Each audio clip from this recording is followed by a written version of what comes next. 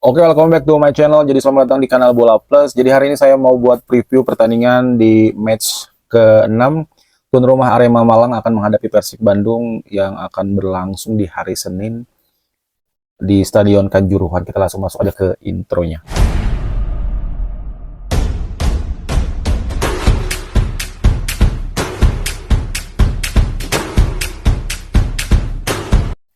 Oke, jadi BRI Super League atau yang dulu kita sebut BRI Liga 1 sudah memasuki pekan ke-6.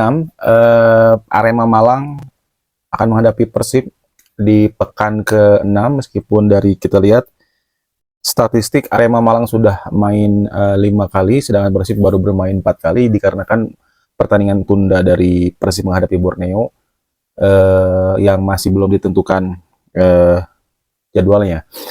Jadi sebelum saya masuk ke preview pertandingan Arema Malang dan Persib Bandung nanti, akan saya bahas pertandingan Persib terakhir kemarin di ajang ACL2 atau Asian Champions League itu. Persib menghadapi Lyon City Seller di Stadion GBLA yang berakhir dengan skor berkesudahan 1-1. Hasil yang kurang memuaskan bagi Persib sendiri maupun bagi sebagian besar bobotoh. Tetapi dari sisi positifnya yang saya lihat, permainan Persib musim ini lagi-lagi dibandingkan dengan musim lalu pada saat masih ada Ciro Alves, DDS, David da Silva maupun Tyrone Del Pino, permainan sudah agak bisa berkembang, bisa bersaing, karena musim lalu adalah musim pertama kali Persib bermain lagi di kompetisi Asia. Terakhir main di AFC Cup.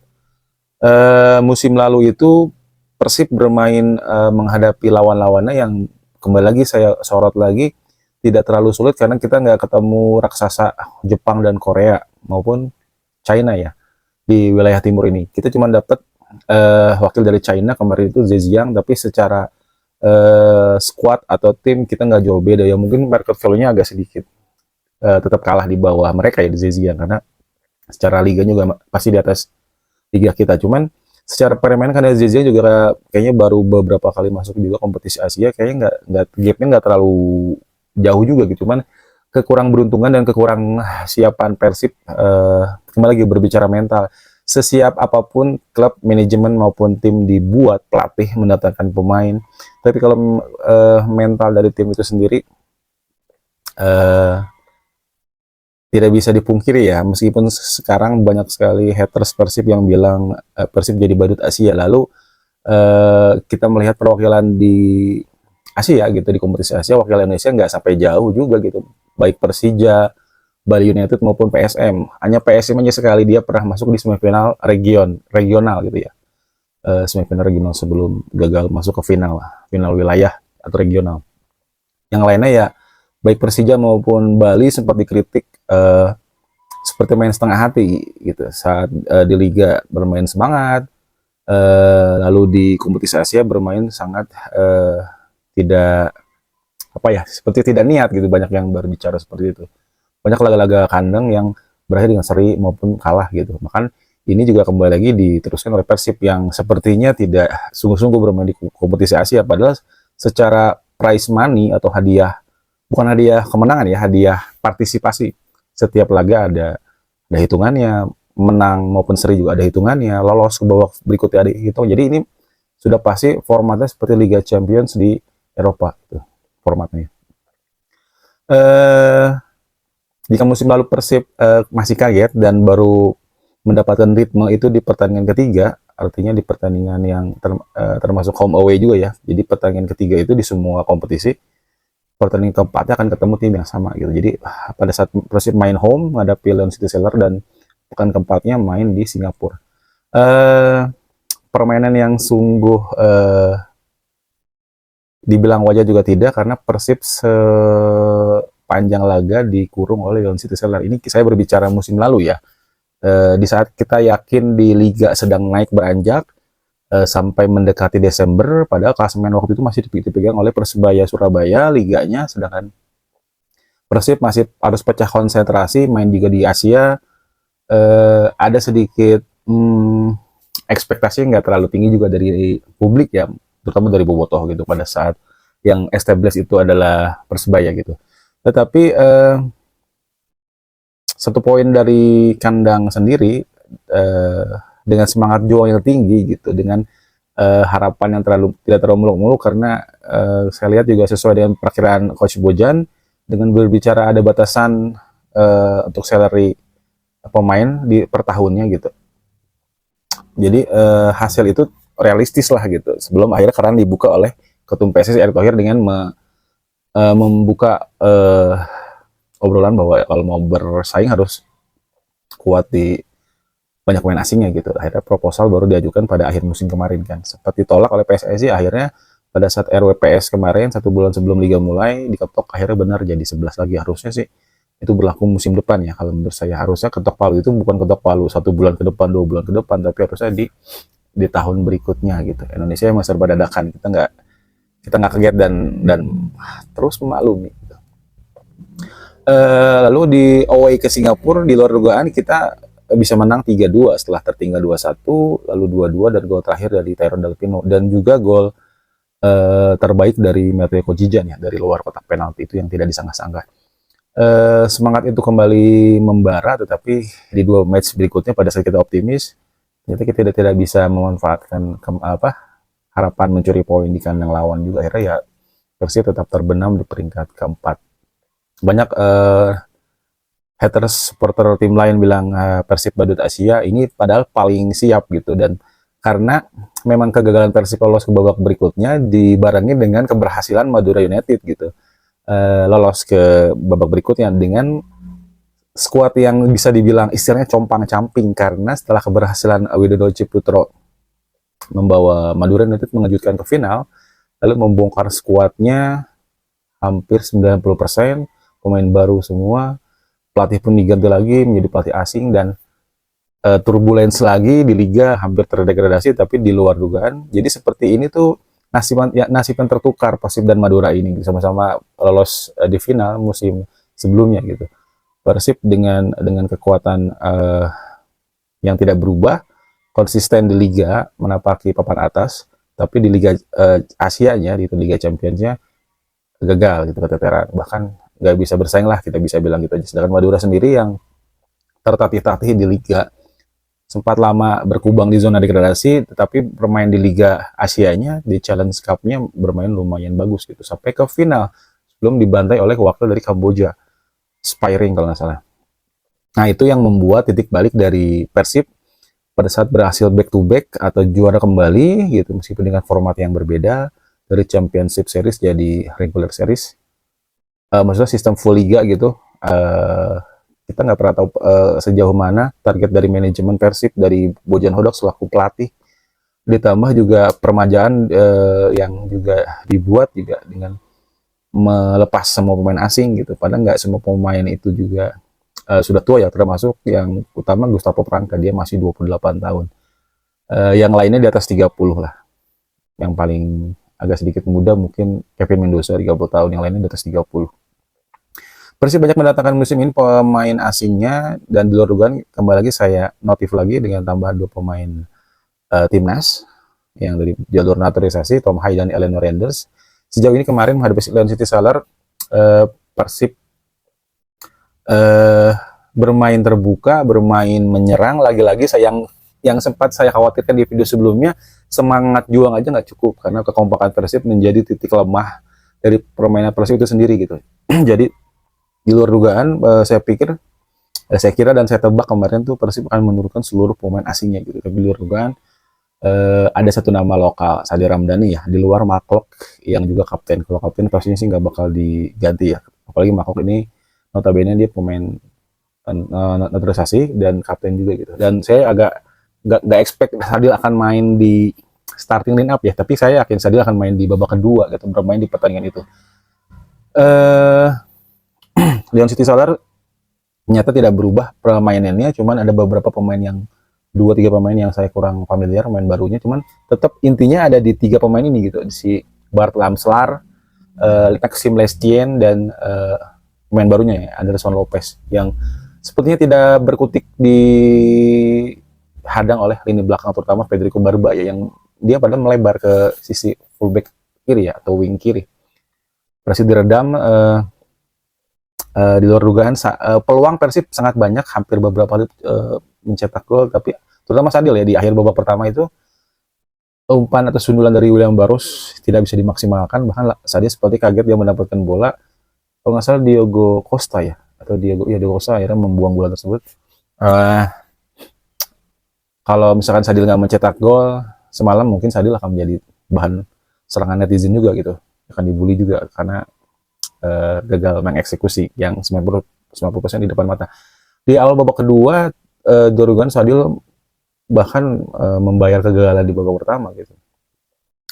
Entah apa yang merasuki coach Bojan Hodak. Oh iya, ada cedera juga kapten Mark Locke yang sepertinya terlihat insidennya nggak terlalu parah, tapi mungkin posisi kaki dia yang agak terlalu ini tercengklak atau ini ya, harus diganti dan recovery-nya agak lama. Jadi pada saat nanti menghadapi Arema sepertinya Mark Locke akan absen.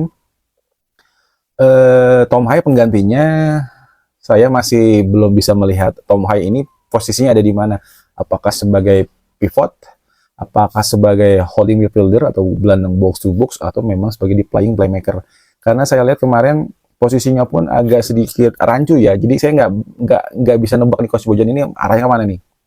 Jadi 3 gelandang itu ada Eleanor Renders bersama Mark Locke dan Luciano Goycochea ditempatkan agak sedikit ke depannya. Mungkin sebagai playmaker gitu. Tapi yang saya lihat dia sering menjemput bola Luciano Goycochea, terutama pada saat Mark Locke sudah digantikan oleh Tom Hai ya.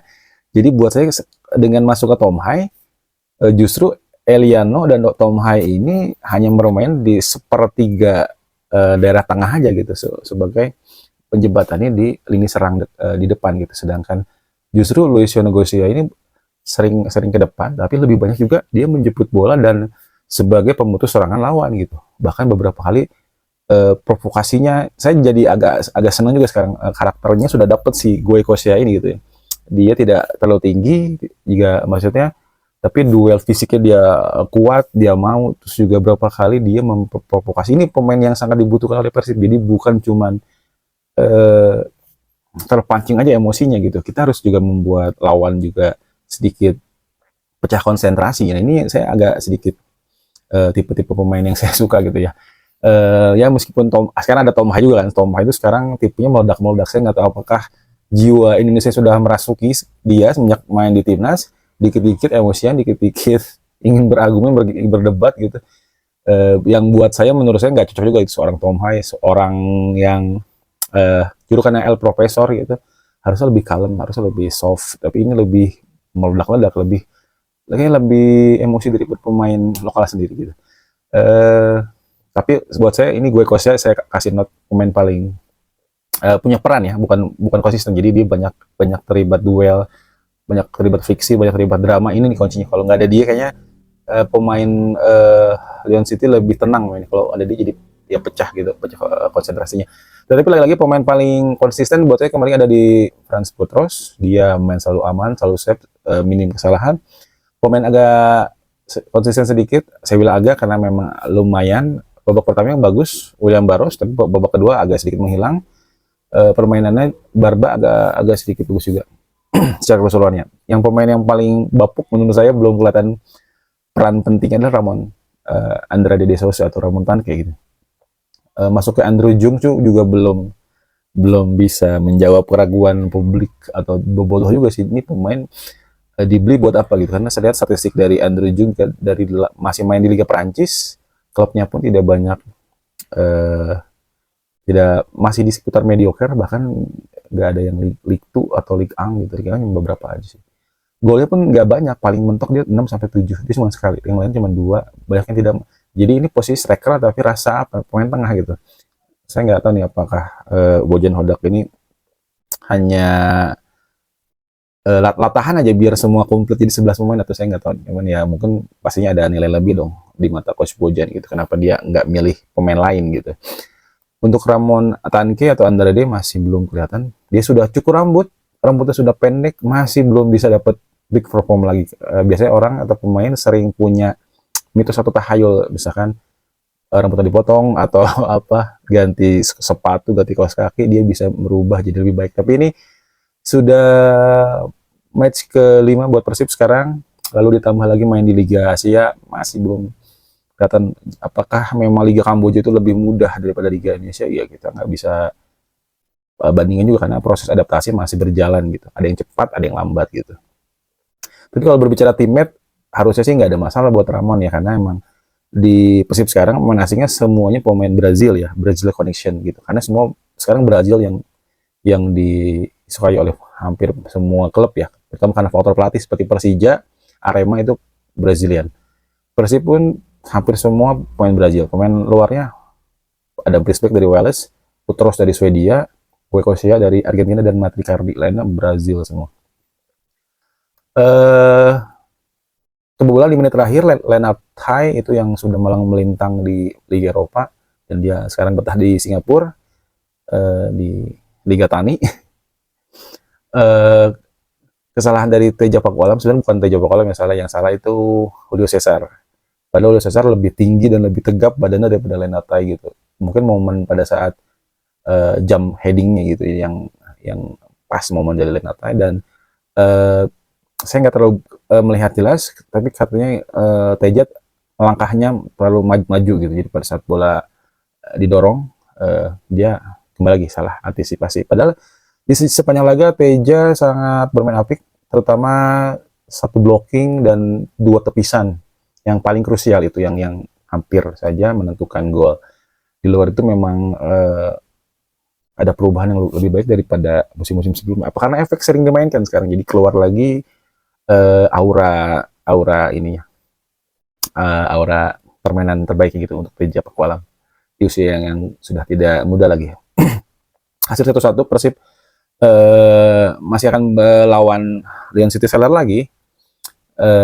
Terus next akan menghadapi Selangor dan juga Bangkok United. Bangkok United berhasil menang atas Selangor di kandang Selangor 2-4 gitu. Jadi ini artinya Bangkok United away juga bisa menang gitu.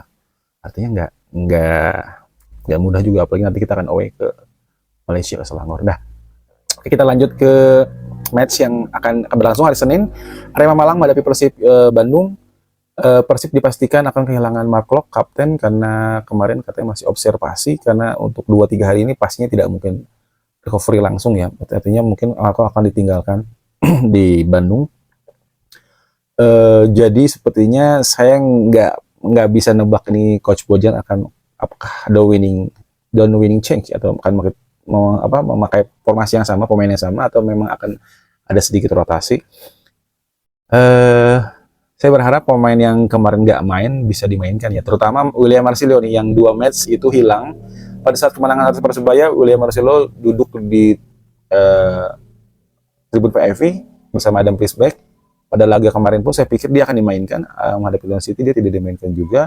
Harusnya sih dia akan dimainkan ya, menghadapi Arema yang notabene adalah bekas klubnya gitu, yang hanya main 1 putaran saja. Ini adalah ajang untuk William Marcelo membuktikan kepada Coach Bojan, kepada Persib, kepada Bobotoh itu sendiri bahwa dia memang layak untuk menjadi andalan gitu. Padahal menurut saya juga ini ekspektasi dari Bojan Hodak sangat tinggi kepada William Marcelo ya.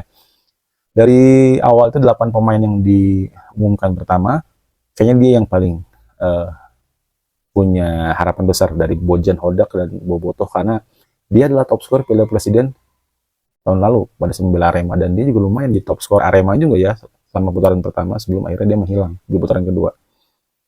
Apakah harus ada proses adaptasi lagi atau memang Coach Bojan kembali memarkirnya gitu? Nah, saya berharap dia bermain ya. Dan saya berharap sih Sadil kembali bermain, mungkin kanan kirinya Sadil dan William Marcelo, dan saya maunya sih satu penyerangnya ini William Barros ya, karena kemarin mainnya lumayan di sisi sayap.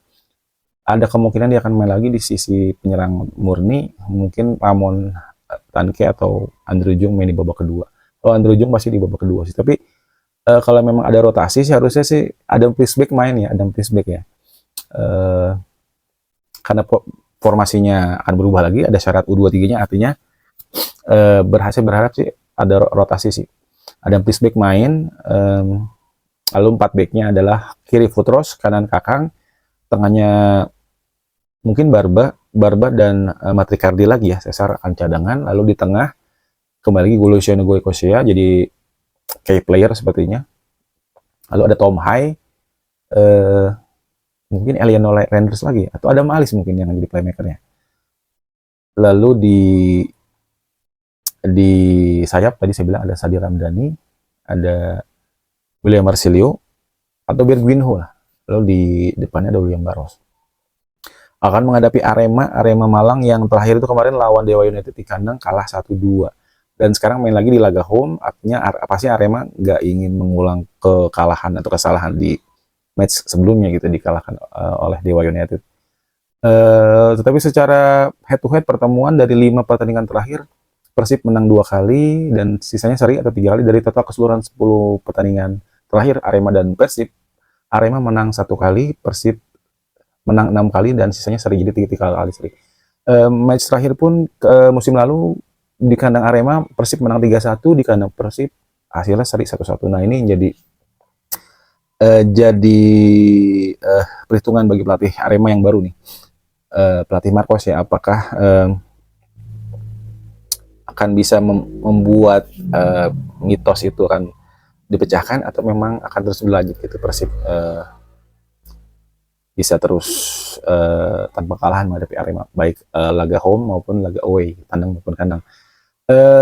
Arema tanpa ada pemain yang cedera, tapi dia pasti akan kehilangan satu, Ahmad Maulana yang kemarin selepas dari timnas cedera panjang, belum dipastikan apakah akan kembali. Kedua adalah sang kiper Adi Satrio yang masih diragukan, dan pemain nomor 10-nya saya lupa, agak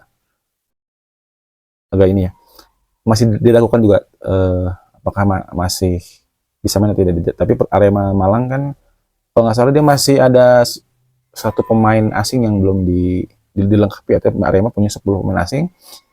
Mungkin satu pemain asing ini absen, 9 pemain artinya sudah siap untuk bermain 7 pemain asing, 2 di bench kan. Sejauh ini Arema Malang cukup produktif dari 5 match ini dengan 2 kemenangan, 2 kali seri, 1 kali kekalahan, mencetak 8 gol, kebobolan 5. Dan agak sedikit anehnya lagi adalah top skornya adalah Dalberto, yang juga dia top skor Arema dan top skor dari Super League sekarang dengan 7 gol ya.